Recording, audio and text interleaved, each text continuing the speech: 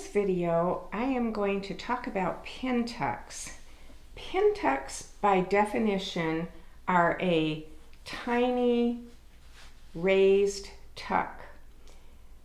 Traditionally, these were done by hand, which requires a lot of accuracy and excellent hand stitching skills, which I don't particularly have. This sweet little dress was done completely by hand, and you can see the pintucks here, maybe you can see, but they are all hand stitched down, and they are beautiful and oh so tiny. But even being this tiny, it is still a tuck that could be pressed to the left or to the right. And on this dress, the tucks on the right, on this side of the dress, are pressed to the right, and on this side of the dress are pressed to the left. But they can go in, a tuck can go in either direction. These are probably the largest of what I would consider to be a pin tuck. Anything bigger than this, I wouldn't consider to be a pin tuck, but that's my opinion. Since the definition is a tiny raised tuck of fabric, anything larger than this, which this is still smaller than 1/4 of an inch, it's slightly bigger than 1/8 of an inch, I would not consider anything larger than this to actually be a tuck. But these pin tucks were put in, I did this many years ago, but they were stitched in.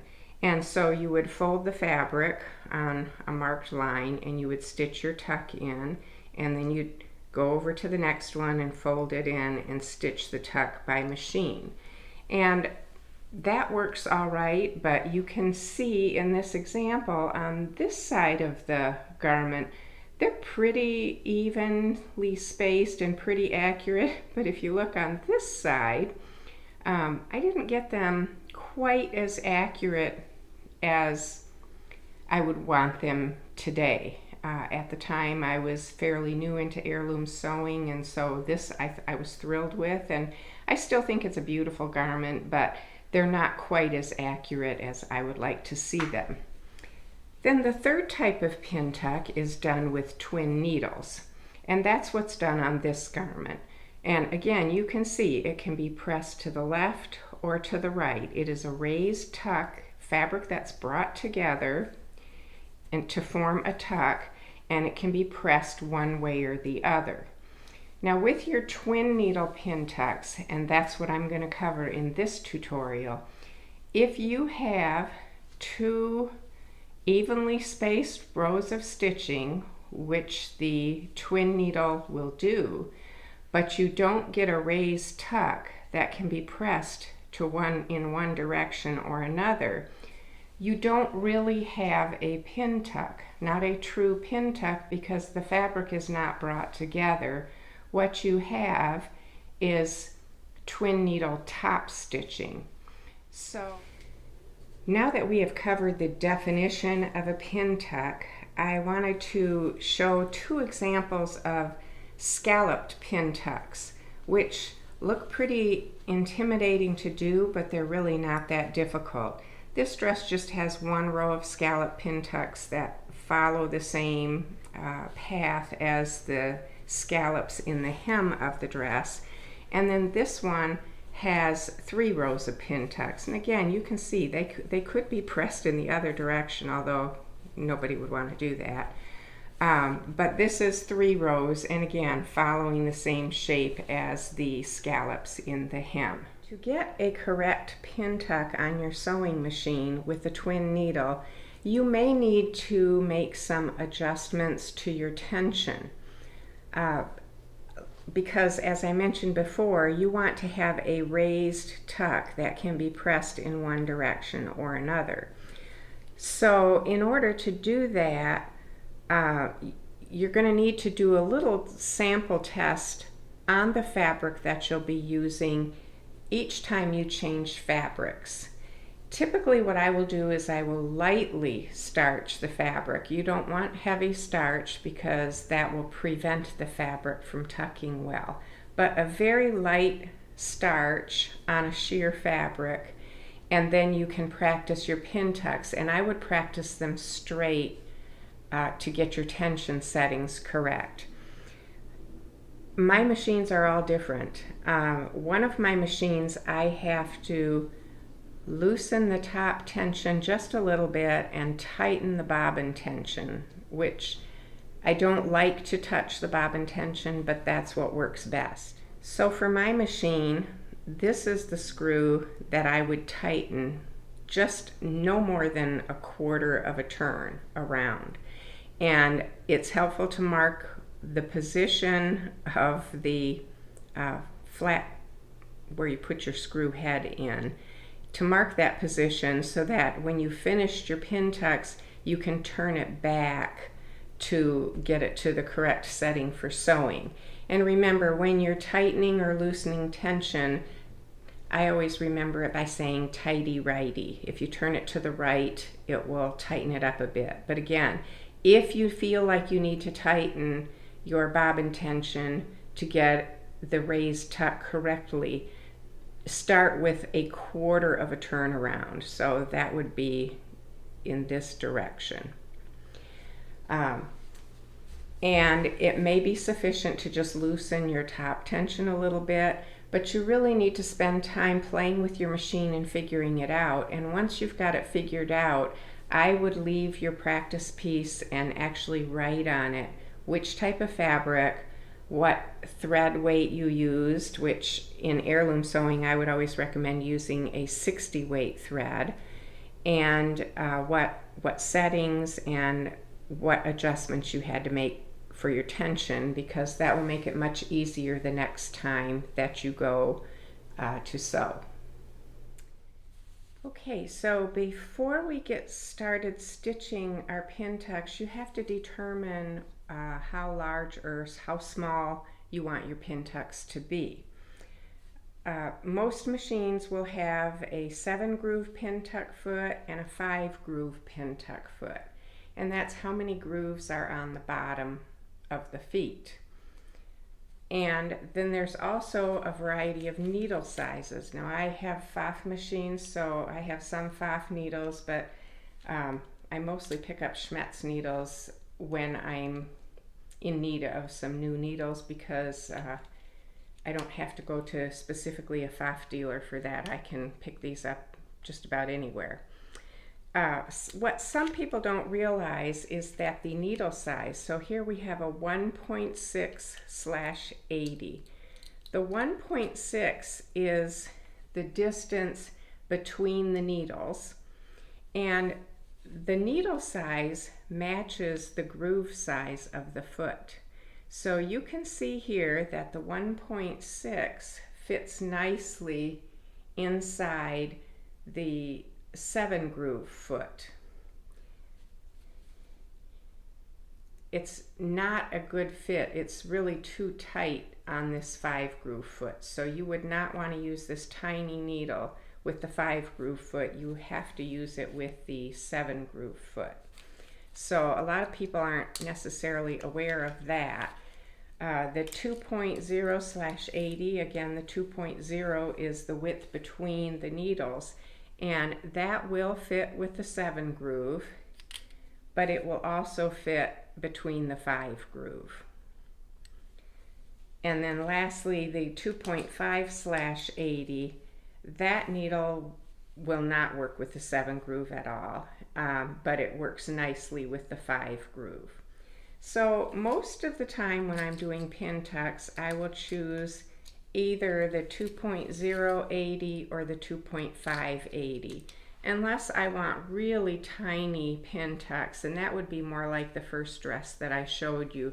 Those are so small it's a little bit harder to press in one direction or the other.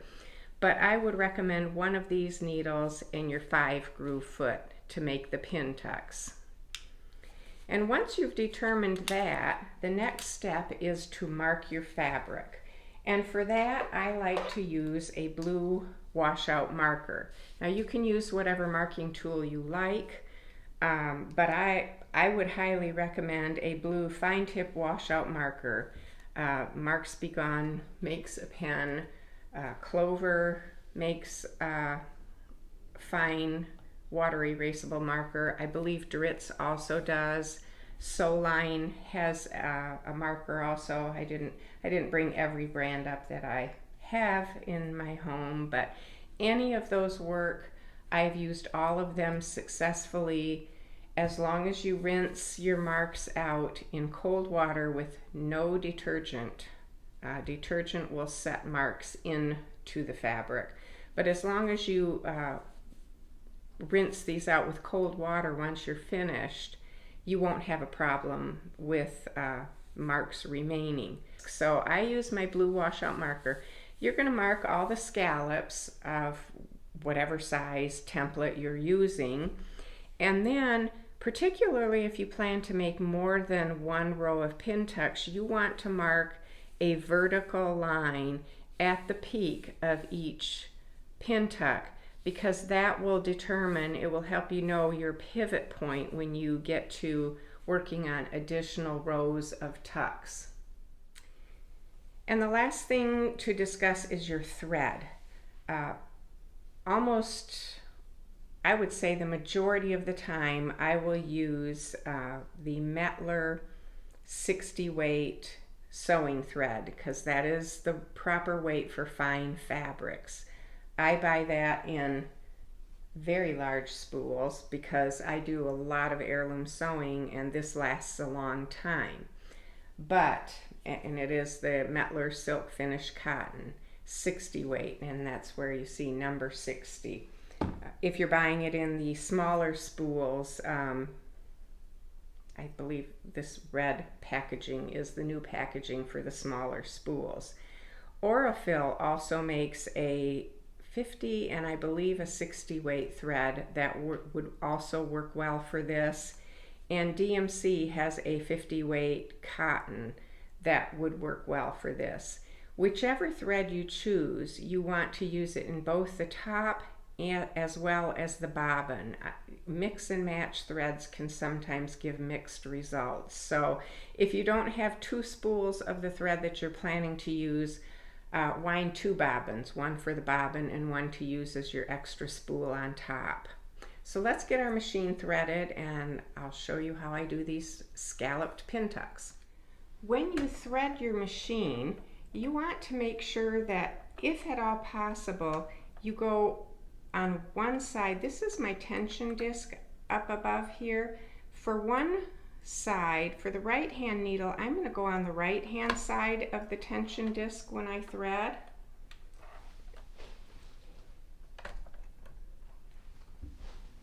And then for the left hand needle, I am going to go on the left hand side of this tension disc.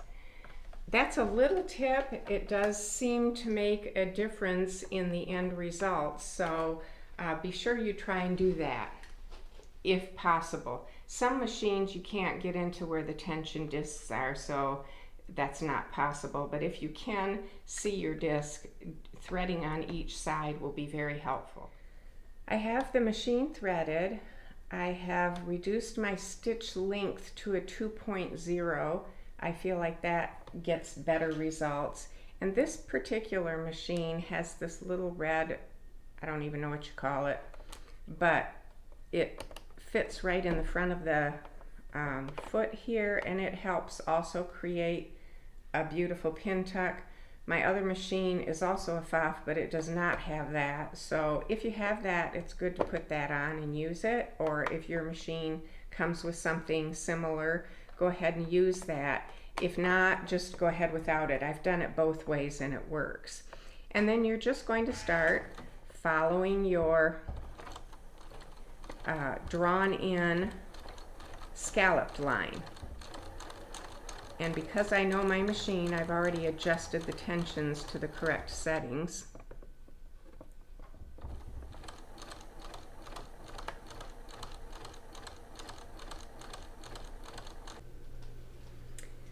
Okay, so I somehow managed to inadvertently delete an important part of the video where I'm pivoting and turning, so I'm doing that section over again.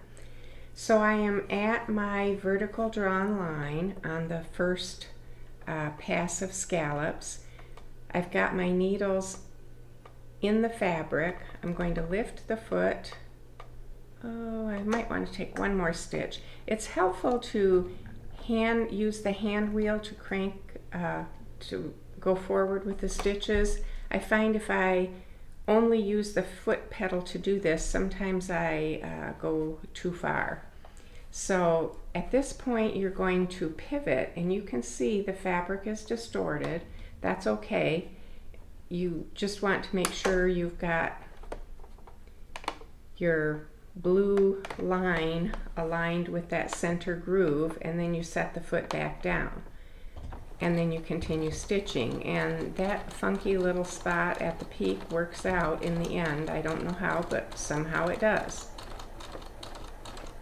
So you can continue stitching, keeping your blue line aligned with that center groove of your pintuck foot. And again, as you get close, you want to hand crank those last couple stitches for accuracy. Leave your needles in the fabric, lift the foot, pivot, and then lower the foot again and continue stitching. And you would do this across the whole project, whatever you're making, from one end to the other.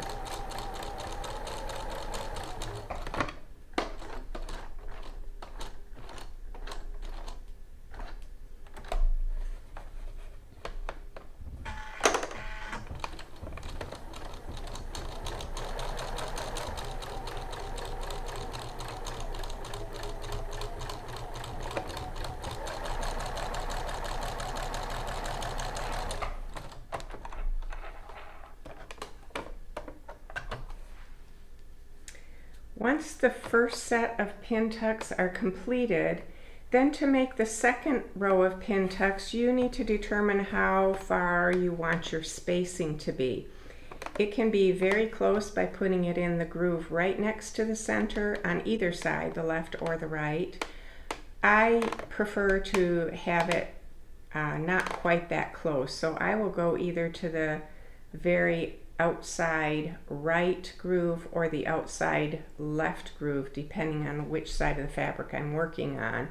Or you can also use the edge of the foot to have that stitched pintuck ride right along the outside of the foot. And again, you're going to pivot at the vertical drawn line. So for this one, I'm going to go ahead and stitch with it riding in the outside groove.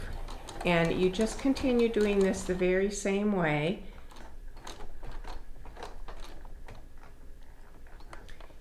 Pivoting at the peaks, getting your previous stitch tuck aligned in that outside groove, and then you'll continue sewing.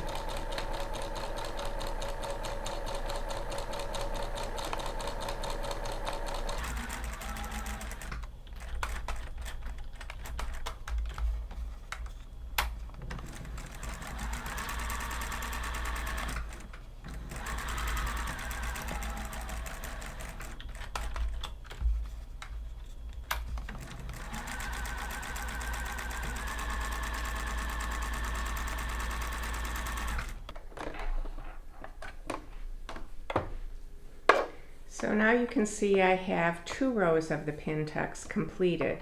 Now if you were going to, pintucks always look better in odd numbers. So if you're going to do the third one, you can either do the same thing and align it in the outside edge here, pivoting at the vertical line, or you can align it to the outside groove to the left, and again you would pivot at your vertical line. It doesn't really matter which way that you choose to do this. Just do what feels best to you. I kind of think it's easier to continue going up rather than to go underneath them, but that would be your choice. So go ahead and practice this, and I recommend practicing on a scrap until you feel comfortable with it, and then go ahead and start on your project.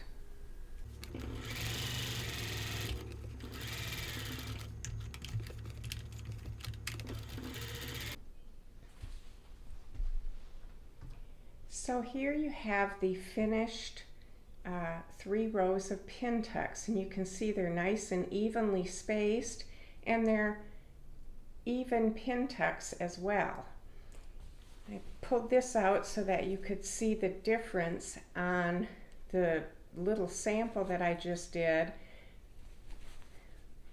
I used a 2.5/80 needle. On the dress that I've got here, I use the 2.0/80. So you can see that the tucks themselves are just a little bit smaller. And my spacing on the sample is using the outside groove of the 5-groove pintuck, and on the gown I set it with the previous tuck on the outside of the foot as a guide. So you get a slightly different look. So anyway, I would recommend practicing your little pintucks until you're happy with them. And again, if you have to change your settings on the machine, I would reiterate, don't do everything at once. Start by maybe loosening your top tension. If that doesn't give you satisfactory results, try tightening your top tension. And the same thing with the bobbin, and it might be a combination before you get it just right. And if you still have trouble with it, go to your dealer. We pay a lot of money for these machines, and dealer support is supposed to be dealer support. If you enjoyed this video and would like to see more, please hit the subscribe button so that you don't miss any of the upcoming videos.